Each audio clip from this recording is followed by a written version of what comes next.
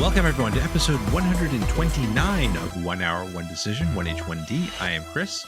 And I am Tom. And we take 60 minutes and play a random game on Xbox Game Pass and decide, well, are beasts that come out of cassettes worth our time? Well, if they're named Laserbeak or Ravage, definitely.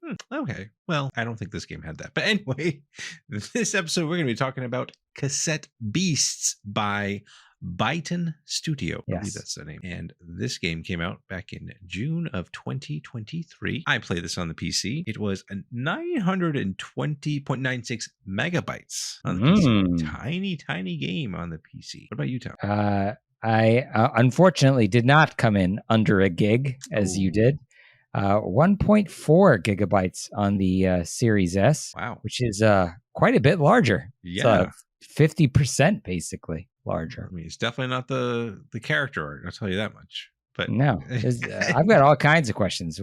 That's a lot of space. What's going on? What's going on, Bytten Studio? But also, what kind of game is this? I have a turn-based RPG. Ooh, yeah. I just added a few more words to add a little spice. I put 2D, 3D, open world, turn-based RPG. Yes, all of those things are true. Yeah. And what else? What? I was going to say to you, what do you have as your game loop? Oh, my game loop. I have turn into a monster and take turns hitting other monsters. That is also accurate. I have battle creatures to level up while chatting with various NPCs to advance the plot. Yeah. I did skip the whole plot part of it, but yes, there is a plot in this game. Apparently, there is. No, there is. Of course, I'm being facetious there, but yes, there are many things in this game and many things that we need to talk about that we like about this game, Tom. So why don't you start us off? Well, I enjoyed character creation and that I could make a sprite-based character that has my hairstyle and my beard. Yeah, I was surprised. And you know what? When I was going through my likes and just I totally forgot about the customization screen. Like, because it was pretty good, but but it was all pixel art. I was like, oh, this doesn't really matter to me. I was just like, okay, whatever, moving on. But yeah, it was like as soon as you start the game, they throw you in and says like, what's your name and what's your hair color and what's your facial hair type. And I was like, well, all right, I guess that's something. I mean, it's certainly better than the old 2D Pokemon games where you just maybe you got to pick between being a boy and a girl and that was it. Right. Yeah, subsequent games, the more recent games, you can change your outfits and things like that. But like in the original games, and this one looks more like one of those, like a Game Boy Advance game. Oh yeah. So yeah, and to that was probably the only Pokemon game that I've actually completed, which is Red and Blue. I think that was one of the only two games that I've actually completed. I mean, I didn't beat both of them. I mean, I think I just beat Red. But yeah, so this game definitely gave me the vibes of that original game. Yes. Now, obviously a little bit more spruced up. There's like I mentioned earlier on, there's like a 2D, your characters are 2D, but the world is 3D. And so yeah, there's some guzzying up, some glamour thrown into this game. And yeah, like that did give me the vibes of that, and in a good way. So I'm glad that they went this route. And you were excited about this game because you had heard a lot about this game and also said, hey, if this is going back to the old school ways, I'm down for it. Yeah. So a couple of mechanic things that I really enjoyed. Unlike Pokemon, you gain experience even though your character is out of commission. So in Pokemon, if your Pokemon has fainted, it does not gain any experience for that battle.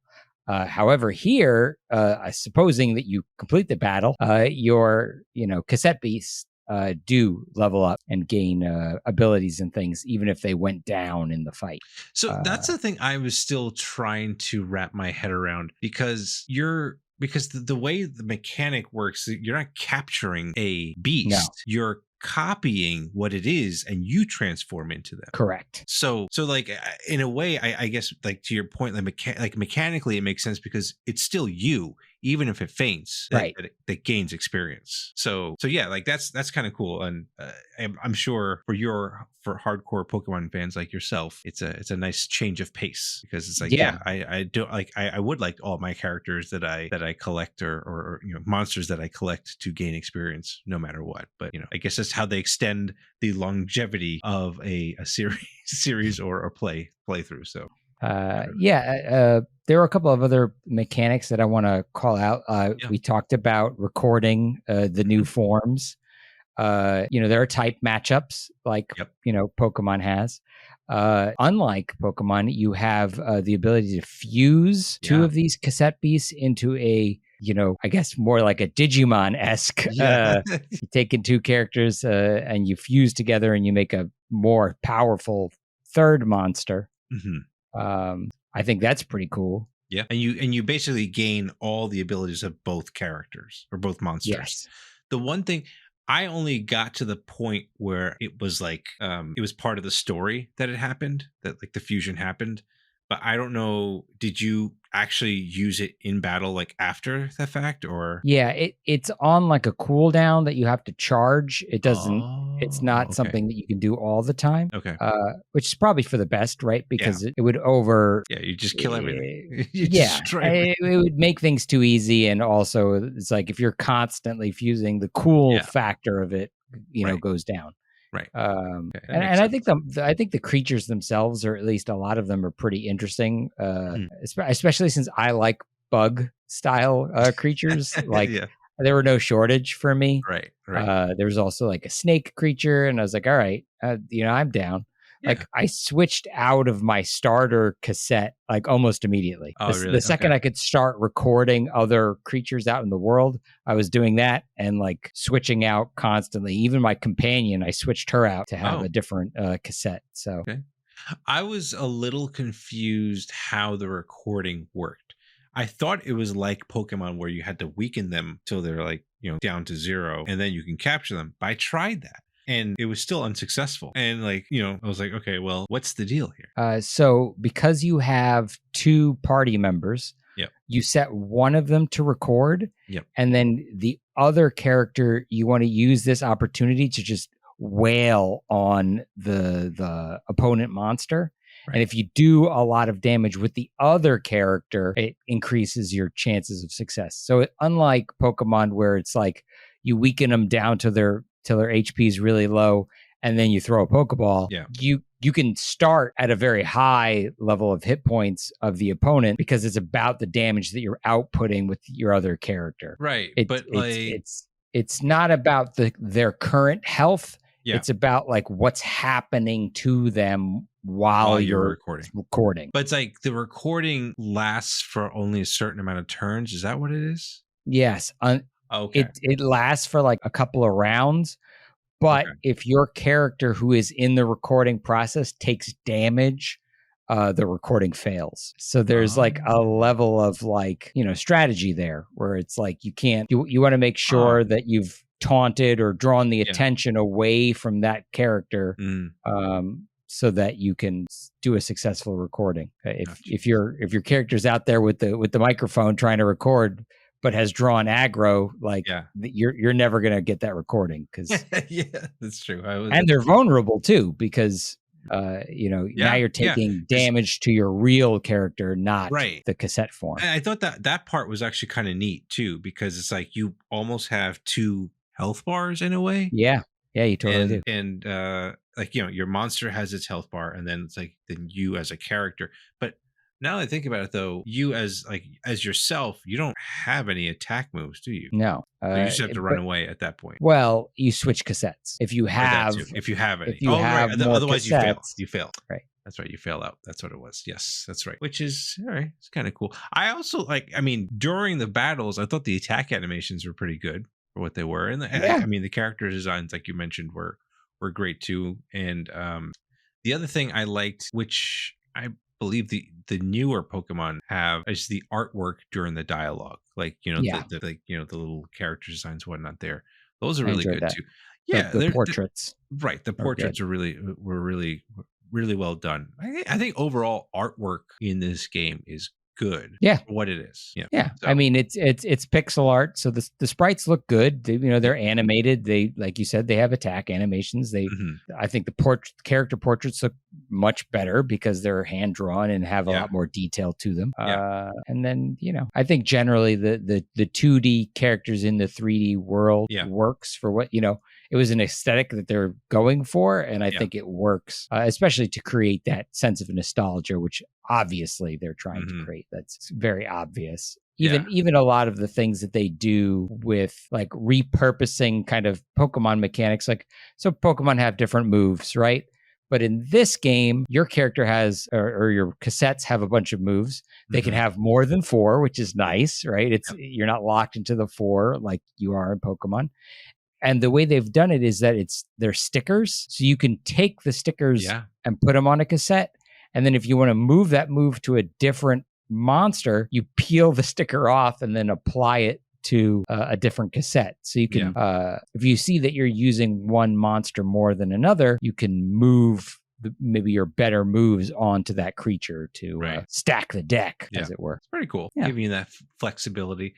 I also liked that this game allows you to not have random encounters. You can avoid battles, which is great. A great little new addition. And then I forget if in Pokemon you could do this, but you could save anywhere as well in this game. Yeah, you could do that in Pokemon. You could do that. Okay, I I for some reason I thought you had to go to the healing areas or whatever to save. But okay, all right, cool. Well, that's good. But then there was like in this game, I don't know if they had something like that in Pokemon where you had the campfires where you build your relationships. With that doesn't exist. Yeah.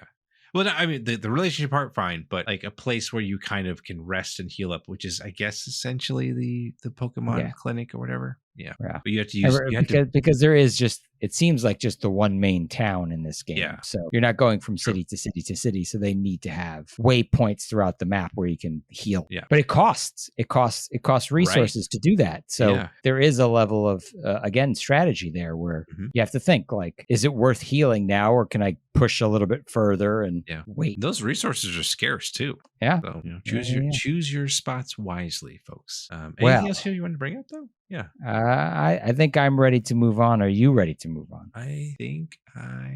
Well, I guess the one thing I like the idea that there's the mainline quests and then there's kind of side quests that pop up here and there, which, is a typical kind of RPG or Pokemon game. But it is nice that they did that, and it was like gave you a little variety in what you're doing throughout the game. So I mean, you're still fighting monsters and whatnot, but I thought like there was some decent humor in it. Yes. So I thought to at least acknowledge that, because there was one moment where you're fighting some, or you assume that they're vampires because of the way that they're drawn and everything, and then you find out they are like real estate. I forgot what the term was, but they basically want to buy everyone's property and suck the life out of the community, so to speak. So that's what they were. It was just odd, but it worked. Whatever. So but yes, let's move on to our dislikes though, Tom. So early part character, like it seemed to me like there were a lot of options like eye color that didn't actually do anything.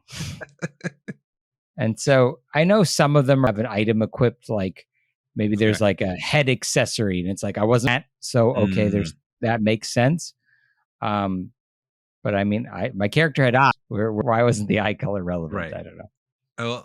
Well, were you able to change your clothes? Oh, okay. I was still walking around in my pajamas like my entire playthrough. I was like, "What is this?" No, you go to the home that they give you. You can switch. You put on.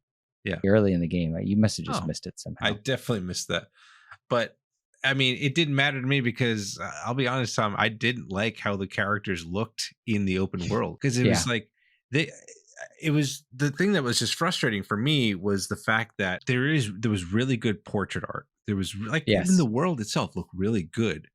And at one point, I think if you're like looking in your like character, like a monster deck or something like that, they show a tiny version of your character like in doing its animation or whatever, like its weight animation, and it looked really good there. So I was like, so they just took that really tiny sprite and then blew it up to make it look uglier than it really could have been. Like, it could have Yeah. looked really nice. So, you know, that was one thing. And like, I mean, to your point also with the character customization, like I thought it was just so ridiculous to add that customization because you're like 5 blocks, really. Yeah. You're like, You I are. mean, come on. It's like, but you know, it's fine. Like I get it, but like we've played a lot of these types of games, I think. Sure. And some of them do it really well. And I thought this one was like, it was okay. It was Like okay. middle of the road. Yeah. But the one thing I think you and I thought about, brought up in our dislikes was the voice acting. Now, Oh, geez. so this is where I was debating, like, is this better than the Charlie Brown or the voice acting? I'll say that in quotes. But do you prefer this or you prefer that? Oh man, I really would prefer either all voice acting or no voice acting. I don't like the Charlie Brown wow wow wow wow. Right. But like these characters say like one word of the dialogue and then that's it, and it's like a sentence long, and they're like, oh man. Yeah. And then there's like a whole sentence after, and they don't say that, and I'm like, come on. You know, the thing is, there is a lot of dialogue in this game. And I don't know, I can teeter on this being a plus or minus. It might be more of a minus for me, but I kind of liked it. And the reason why is then I have that voice in my head as I'm reading it. Does that make sense? Oh, yeah. Yeah. Each of the characters has like a voice and accent. Yeah. Like the first person that you meet, she has a very distinct, like, I think Irish, right? It's Irish accent. As far as I know, she's Irish. Yeah. And so like that was like, okay, like when I read the dialogue after, it was like I was listening to it with that voice in my head. Sure. Yeah. So, you know, it was good in that way to kind of set me up for that. But I agree, it was kind of a cop out, but maybe also there's cost constraints. They just like they were like trying to make it as profitable or cheap as possible. Yeah. I mean, and also like, look, it clocks in at 900 megs on that PC, right? Like, audio takes up a lot of space if you're going to have all this voice acting. So it wouldn't be that small. Yeah. What else did you not like about this game? So I found, sticking on the audio, the music, right, normally has no lyrics. Yes. But inside the buildings, the music switches to having lyrics. Right. I don't necessarily have a problem with that, except that it's kind of weird. Yeah. Except that when they're layering that on top of you having to do like a character conversation with the one word audios, but then I'm reading text and at the same time I'm getting lyrics and a music, like it's hard for me to focus on the story with lyrics, hearing lyrics. It's like you're at a coffee shop and they're blaring like Taylor Swift in your ear. It's like, I don't need that right now. Like, as you're trying to talk to this person. Yeah, I get it. I mean, and I get, like, I don't think, like, even that music, I didn't think it was terrible. It wasn't bad. It was just like, to your way, it was just like, what's going on? Like, what should I be listening to at this point? Yeah. So yeah, I agree with you on that. It was definitely jarring. I will say it's kind of jarring when you first hear it too. You're like, whoa, this game has music with like actual people singing in it. That was weird. You don't expect that from this art style of a game. Like, you would never expect to hear lyrics. Right. You thought it was just more of a Cerulean City soundtrack or whatever it is. Of course. I can't believe I remembered that. But anyway. This game, I feel like, because I did try to get played on my my phone. It does not have touch controls, which is unfortunate. So you know, it's kind of a dinger, because like this is the kind of game I could see myself playing on my phone. Yeah, because it's like, it's just, you know, you can pop in, complete a mission, and then, you know, be done. Like, I don't necessarily have to be tied to it. Out. Yeah, and the fact, especially since you can save anywhere. Right. And I don't know about you, but I didn't think and I mean, again, it was only the first hour, so that might be my problem. But the variety of monster types just seemed kind of low. But you know, it might be like that first city or town that you're in Pokemon, like you only have so many characters. So I have it as my dislike, but you know, I'm only judging it based on the time that I played in the game. So yeah, you know, I think that there are, well, I'll talk about it later, but Yeah. I don't like that the dialogue choices don't matter. I mean, Yep. this is kind of classic for this style of RPG, Right. but they'll give you a prompt and say like, pick this or pick that. Yeah. And it doesn't matter which one you pick. It ends up the same place. Right. Right. That's true. But anything else here you want to bring up about dislikes? Okay. So I put a little bit of a note here that's a little, we've been talking a lot about comparing it against Pokemon. Right. This feels a lot to me like some kind of Pokemon fan fiction. Right. Yeah. Like it doesn't feel like its own proper game. It feels a lot like someone took, and people do this all the time. Yeah. They take like the Pokemon and then they mess with it. They take the game ROM and they hack it and they tell their own story using Pokemon.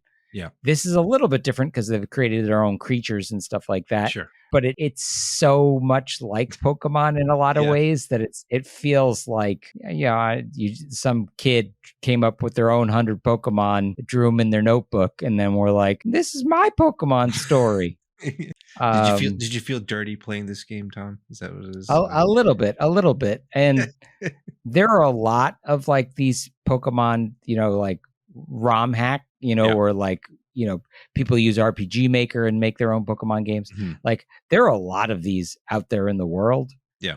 So this game has like a lot of competition it's probably not aware of. Right. Besides just the real Pokemon games, right? That are out there. But we're playing this on the Xbox, and guess what? Pokemon's not on the Xbox. There's no Pokemon on Xbox. That's right. It has that going for it. Yeah. So I guess it opens up the world, the potential of this style of game for someone that doesn't have a Nintendo Switch or some Nintendo console. So that's kind of cool. I guess it could be a like there. And yeah, I guess that's all I got for my dislikes. And I think that's all for you. Yeah, that's it. Yeah. So any other thoughts then here, Tom? Okay. So I didn't want to say everything up front, but I did a little research.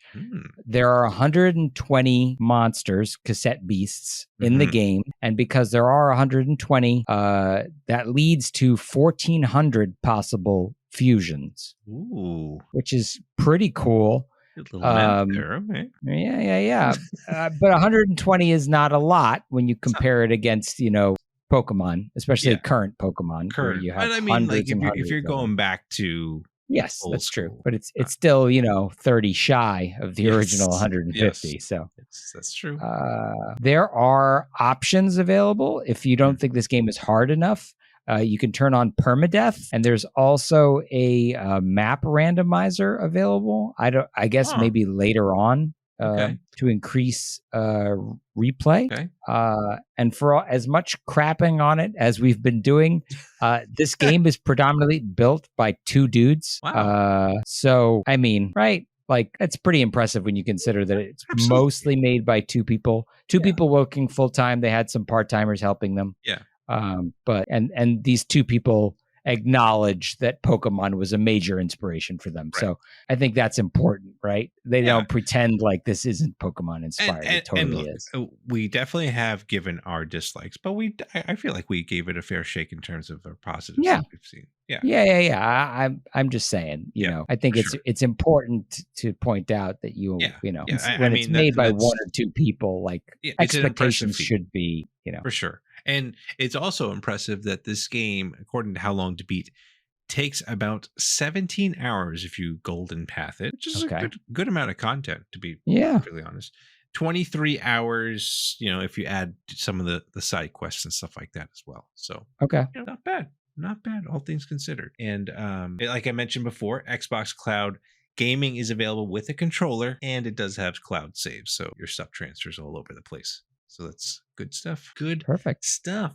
But Tom, we gotta find out, don't we? What is this cassette staying in our cassette player, or we're throwing it out? Taking our Walkman. Taking our Walkman instead. But before we do that, thank you so much for our sponsor, cdkeys.com, for helping us and supporting the show. And you can support the show by clicking the link in our description, whether it's on YouTube or the podcast description, and checking out all the cool, awesome stuff that is available at cdkeys.com. Game Pass subscriptions and all that good stuff, all the latest, mostly latest stuff, I think, and always on sales. There's a lot of good sales there, so check that out. cdkeys.com, or the link below would be cool too. Awesome. So Tom, please, you're the Pokemon master. Is this enough of a place that you want to be the very best at, like whatever it was? Yeah. So I actually just recently finished my Pokemon Scarlet Pokedex. Wow. It took me a lot longer than it normally would because I'm weird and needed to do it a certain way. But so I'm ready to investigate other Pokemon style options, like in a very real way. Mm-hmm. I'm not sure if this is compelling enough for me, though, because I found one of those, fan created Pokemon games that's called This Gym of Mine, which I'm also trying out. Okay. And so I don't know which one is going to win in the contest for my time. Wow. So right. To be determined. TBD. Okay. That's good to know. For me, this game definitely gave me the good old vibes of, Pokemon Red and Blue. But the problem is I've fallen off those games way back when. Yeah. And this game really didn't push me over that edge to try playing this type of game again. So I'm probably going to pass. I'm going to pass on this game. So maybe when there are CD beasts, you'll give it another try. Maybe. Hey, why not? Why not? You two guys worked on this, get on that sequel and get us more cassette monsters. But those are our thoughts. Let us know what you think of this game. Follow us and say hello on Twitter at TC1H1D, or shoot us an email at TC1H1D@outlook.com, or, with Spotify, send us a response or a comment over there too. Check out our streams on Twitch at twitch.tv/1H1D. And if you're watching this podcast on YouTube, send us a comment down below and we'll try to do something with that too. 1H1D is part of that QTV network. And if you want any other really awesome gaming content, check all that out at quitthebuild.com/network. But Tom, before we leave, we got to find out, don't we? Yes. What is the next game on the roster? What is the next game on the roster? So the surprise button is going to let us know. Here we go. That was a surprise. And surprise we shall be, as we're playing Rubber Bandits. I have never heard of it. Me neither. But that's what we're playing, Tom. So that's our next episode. And thank you so much, everyone, for tuning in. And we will catch you on the next one. Thanks, everybody.